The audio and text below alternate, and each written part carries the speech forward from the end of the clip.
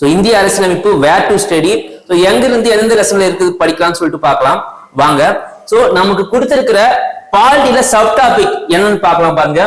Indian constitution இந்திய அரசியலமைப்பு, bramble முகவுரை, salient features சிறப்பு கூறுகள், union state and it's territory அதாவது ஒன்றியம் மற்றும் மாநிலம் இதை கொடுத்திருக்காங்க. ஸோ இதுல மிக முக்கியமா வந்து பாத்தீங்கன்னா நம்மளுக்கு வரலாற்று நிகழ்வுகள் சொல்லுவாங்க. ஓகேவா, வரலாற்று பின்னணி அதாவது உங்களுக்கு ஒழுங்குமுறை சட்டம், அடுத்ததா வந்து பாத்தீங்கன்னா உங்களுக்கு பிட்ஸ் ஆக்ட் இதெல்லாமே வரும். ஸோ இதெல்லாம் நம்மளுடைய சிலபஸ்ல அவங்க தரல.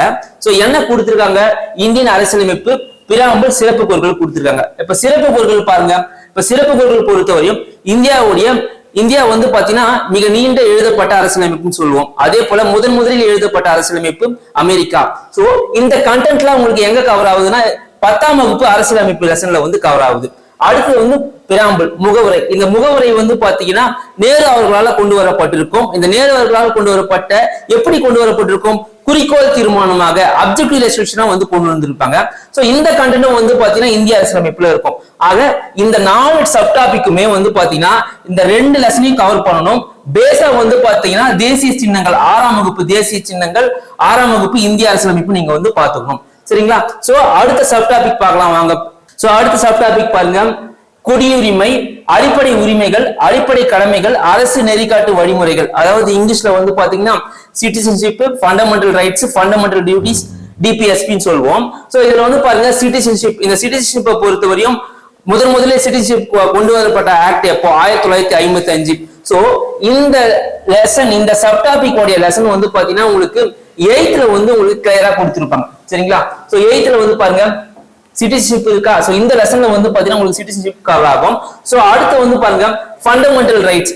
சரியா? சோ இந்த ஃபண்டமெண்டல் ரைட்ஸ் பொறுத்தவரையும் உங்களுக்கு இந்த 10ஆம் வகுப்பு லெசனே வந்து உங்களுக்கு வந்து கவர் ஆகும். சோ ஃபண்டமெண்டல் ரைட்ஸ் எங்க இருந்து எடுத்திருப்போம், சோ யூஎஸ்ல இருந்து வந்து எடுத்திருப்போம். இதுல மிக முக்கியமா வந்து பாத்தீங்கன்னா 6 அடிப்படை உரிமைகள் வந்து இப்ப இருக்கும். மொத்தமே வந்து பாத்தீங்கன்னா 7 அடிப்படை உரிமைகளா இருக்குது.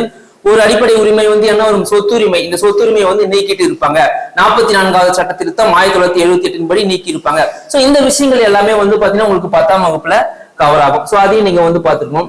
அதே மாதிரி வந்து பாத்தீங்கன்னா உங்களுக்கு ஃபண்டமெண்டல் டியூட்டிஸ். இந்த ஃபண்டமெண்டல் டியூட்டிஸ் சொல்லக்கூடியது வந்து பாத்தீங்கன்னா உங்களுக்கு சொரன் சிங் கமிட்டி. இந்த சொரன் சிங் கமிட்டி அவர்களால 1976 42வது சட்ட திருத்தத்துல இது வந்து கொண்டு வந்திருப்பாங்க. சரியா? சோ அடுத்த சப் டாபிக் பாருங்க. Directive principles of state policy. சரியா? சோ இது வந்து பாத்தீங்கன்னா உங்களுக்கு அரசு வழிகாட்டு நெறிமுறைகள். சோ இது மிக முக்கியமா வந்து பாத்தீங்கன்னா இது எங்க இருந்து எடுத்திருப்பாங்க, அயர்லாந்துல இருந்து எடுத்திருப்பாங்க. சோ இதோடைய சப் கண்டென்ட் எல்லாமே வந்து பாத்தீங்கன்னா உங்களுக்கு 10ஆம் வகுப்புல வந்து கவர் ஆகும். சோ இந்த சப் டாபிக் பாருங்க. நான் மேல சொன்ன இந்த 4 சப் டாபிக்குமே எந்தெந்த லெசன்ல கவர் ஆகுதுன்னா வந்து பாத்தீங்கன்னா 8ஆம் வகுப்புல சிட்டிசன்ஷிப்ல கவர் ஆகுது. அடுத்து வந்து பாத்தீங்கன்னா 6th டெமோக்ரசி மக்களாட்சியில வந்து கவர் ஆகுது. சோ இதுல வந்து பாத்தீங்கன்னா உங்களுக்கு என்ன தியரிட்டிக்கலான கொஸ்டின்ஸ். சோ மக்களாட்சின்ற வார்த்தை யார் கண்டுபிடிச்சது, எங்க இருந்து வந்தது, இது எல்லாமே நீங்க வந்து நோட் பண்ணி படிக்கணும். அடுத்து வந்து பாருங்க ஈக்குவாலிட்டி சமத்துவம். சோ இதுலயுமே இருக்கக்கூடிய தியரி கொஸ்டின்ஸ், இந்த தியரி பார்ட்டான விஷயங்களை நீங்க வந்து போக்கஸ் பண்ணணும். சோ அடுத்து வந்து பாருங்க 10ஆம் வகுப்புல மத்திய அரசு சென்ட்ரல் கவர்மெண்ட் இந்த லெசனை வந்து பாத்துக்கோங்க.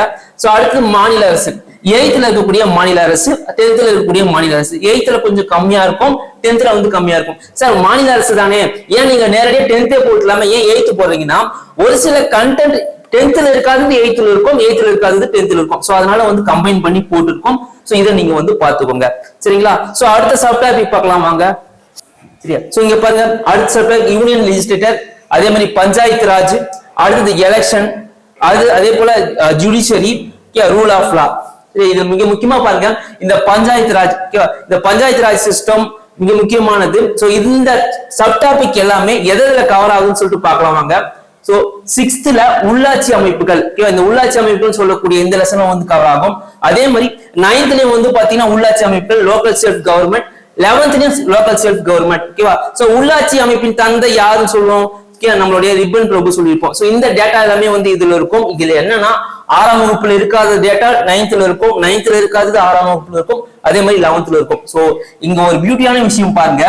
இந்த 3த்துலயுமே 3 ஸ்டாண்டர்ட்லயுமே ஒரே இன்ட்டு தான், என்ன இன்ட்டு உள்ளாட்சி லோக்கல் செல்ஃப் கவர்மெண்ட். ஆனா வந்து பாத்தீங்கன்னா 3 ஸ்டாண்டர்ட்லயும் கவர் ஆகுது. ஆனா 3 ஸ்டாண்டர்ட்ல ஏன் இங்க கொடுத்துருக்குன்னா இதுல இருக்கிற கண்டென்ட் ஒன்று மிஸ் மேட்ச் ஆகும். அதனால நீங்க வந்து பிரீஃபா நீங்க வந்து பாத்துக்கோங்க. சோ அடுத்து வந்து பாருங்க இந்த எலெக்ஷன், ஓகேவா, இந்த எலெக்ஷன் ஜுடிஷியரி. சோ இதெல்லாமே வந்து பாருங்க 9th வந்து கவர் ஆகும். சோ எலெக்ஷன் கமிஷனை பொறுத்தவரையும் ஆர்டிகல் என்ன சொல்லுவோம், 324 வந்து சொல்லுவோம். சரியா, இந்த ஆர்டிகல் 324 எலெக்ஷன் கமிஷனை பத்தி சொல்லுவோம். இந்த எலெக்ஷன் கமிஷனுடைய அமைப்பு, அது எப்படி செயல்படுது, இது எல்லாமே வந்து பாத்தீங்கன்னா உங்களுக்கு இந்த லெசன்ல வந்து கவர் ஆகும். சோ அதே மாதிரி ஜுடிஷியரியும் வந்து கவர் ஆகும். சோ அடுத்து வந்து பாருங்க பொது வாழ்வில் ஊழல் தடுப்பு, anti corruption, Lokpal, Lok Ayukta. So போன சிலபஸ்ல இது என்ன வந்ததுன்னா ஆம்புட்ஸ்மேன் கொடுத்திருந்தாங்க. இந்த ஆம்புட்ஸ்மேனை எடுத்துட்டு வந்து பாத்தீங்கன்னா இந்த ஆன்டி கரப்ஷன் வந்து கொடுத்திருக்காங்க. சோ இந்த லெசன் வந்து உங்களுக்கு என்ன கவர் ஆகுதுன்னு பாருங்க. 8th வந்து பாத்தீங்கன்னா உங்களுக்கு ஹியூமன் ரைட்ஸ் அண்ட் யுஎன்ஓ, மனித உரிமைகள் ஐக்கிய நாடுகள் சமயம். சோ இதுல வந்து கவர் ஆகும். அதே மாதிரி வந்து பாத்தீங்கன்னா 9th மனித உரிமைகள் ஹியூமன் ரைட்ஸ்ல வந்து கவர் ஆகும். அதே மாதிரி 10th வந்து 11th வந்து பாத்தீங்கன்னா உங்களுக்கு அரசியல் கொள்கைகளை வந்து கவர் ஆகும். சோ இதுல சப் டாபிக் எல்லாம் வந்து பாருங்க RTI, right to information. So இது வந்து பாத்தீங்கன்னா உங்களுக்கு 2005 வந்து பாத்தீங்கன்னா உங்களுக்கு வந்திருக்கும், போட்டிருப்பாங்க.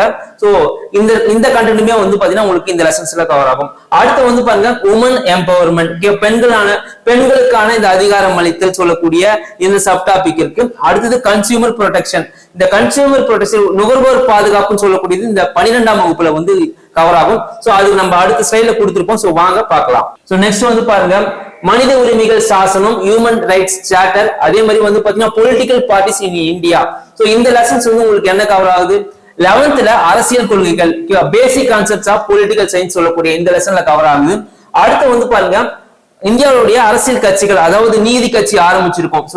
சோ நீதி கட்சி ஆரம்பிச்சது. அதுக்கப்புறம் வந்து பாத்தீங்கன்னா 1944 திராவிட கழகம் வந்து பின்னால 1949 திராவிட முன்னேற்ற கழகமா ஆகும். இந்த திராவிட முன்னேற்ற கழகத்திலிருந்து அடுத்து 1972 எம்ஜிஆர் அவர்களால அனைத்து இந்திய அண்ணா திராவிட முன்னேற்ற கழகம். சோ இதுல மிக முக்கியமா வந்து பாத்தீங்கன்னா முதலமைச்சர்கள், இந்த முதலமைச்சர்கள் மூலியமா கொண்டு வரக்கூடிய திட்டங்கள், இது எல்லாமே வந்து பாத்தீங்கன்னா இதுல வந்து கவர் ஆகும். ஓகேவா, சோ மிக முக்கியமா வந்து 4 முதலமைச்சர்கள், ஓகேவா, காமராஜர், அதே மாதிரி வந்து பாத்தீங்கன்னா உங்களுக்கு கலைஞர் கருணாநிதி, அடுத்தது வந்து எம்ஜிஆர் அவர்கள், ஜெயலலிதா அவர்கள். மிக முக்கியமா வந்து பாத்தீங்கன்னா கலைஞர் அவர்களால் கொண்டு வரப்படக்கூடிய சமத்துவபுர திட்டம், அடுத்து வந்து பாத்தீங்கன்னா இதுல நம்மளுடைய ஜெயலலிதா அம்மாவால் கொண்டு வரப்பட்ட தொட்டில் குழந்தை திட்டம். சோ இது எல்லாமே வந்து பாத்தீங்கன்னா இந்த அரசியல் கட்சிகள் சார்ந்து அதுல வந்து பாத்தீங்கன்னா வரும். சோ இந்த லெசன் வந்து பாத்தீங்கன்னா உங்களுக்கு எக்கனாமிக் ட்ரெண்ட்ஸ் இன் தமிழ்நாடு, ஓகேவா. சோ தமிழ்நாட்டை சார்ந்த இந்த விஷயத்திலுமே வந்து பாத்தீங்கன்னா உங்களுக்கு இந்த லெசன் வந்து கவர் ஆகும். சோ போத்தா வந்து நீங்க கம்பைன் பண்ணி படிச்சுக்கோங்க. சோ நன்றி, வணக்கம்.